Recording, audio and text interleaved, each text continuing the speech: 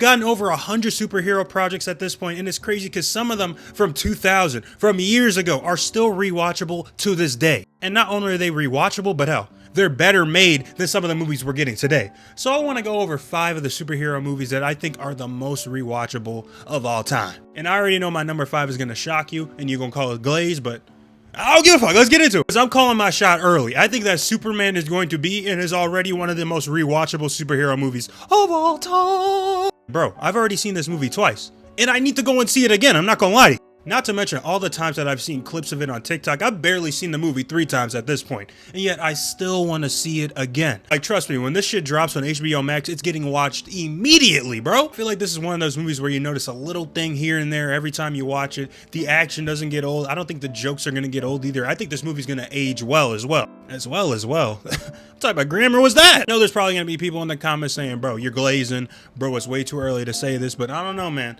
I feel like it was easy to tell that Deadpool and Wolverine wouldn't age well, and I feel like it's easy to tell that this is going to age well. But I'm sure we're going to be making a video around this time talking about Supergirl and talking about how Superman is aged, so we'll get to it then. First place for me, though, is going to be Into the Spider-Verse. Every single time that I've watched this movie, which is like 10 times at this point, it felt so fresh, so new. It's like I was entering a whole different world of animation, and it still feels that way to this day. That intro scene with Sunflower has got to be one of the top 10 superhero intro scenes of all time. He said, ooh.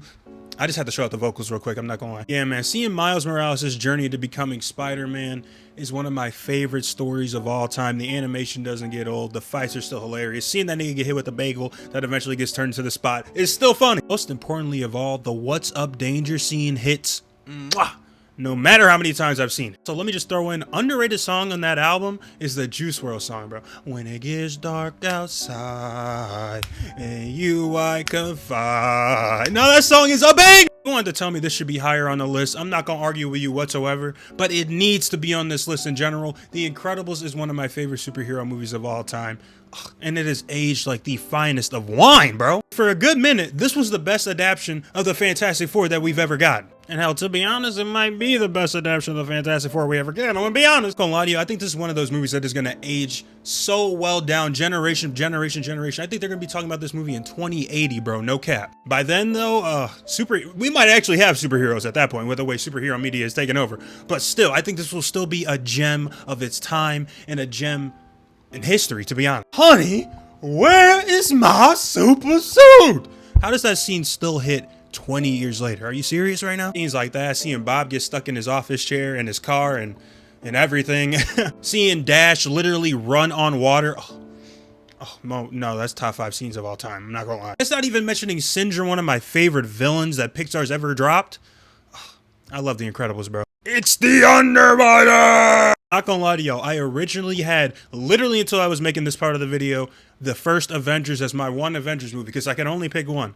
But the more I think about it, and the more I think about Thor showing up on Wakanda, it has to be Infinity War. This movie has one of the best starts with Thanos giving Thor and Hulk the beats. Smashing this nigga Loki, choking that nigga out crazy, sending that nigga Hulk packing back to Earth 616. Then we go straight into the Doctor Strange, Iron Man, Spider-Man fight scene with that nigga Squidward. I almost forgot that nigga's name, but hell, it's Squidward to me. On to that, you got Spider-Man, Iron Man going into space. You got everything that's happening in Wakanda. You got the battle for Wakanda. You got Captain America's entrance. Shall I keep going on? To be honest, bro, every single time I think about this movie, this is probably my favorite movie ever made.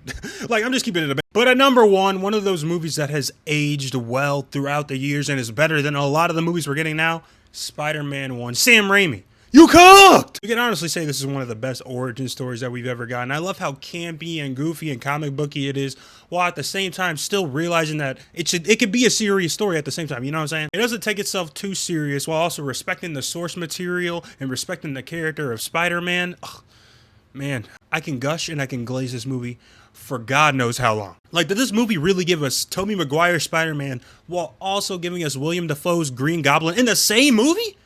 I can't say it. Generational! I'll never forget, I didn't see this movie for years, bro. Years. I watched it back in 2020 during COVID times, and I was like, wow, this might be the first time I felt happy during COVID. It looks good. It feels right.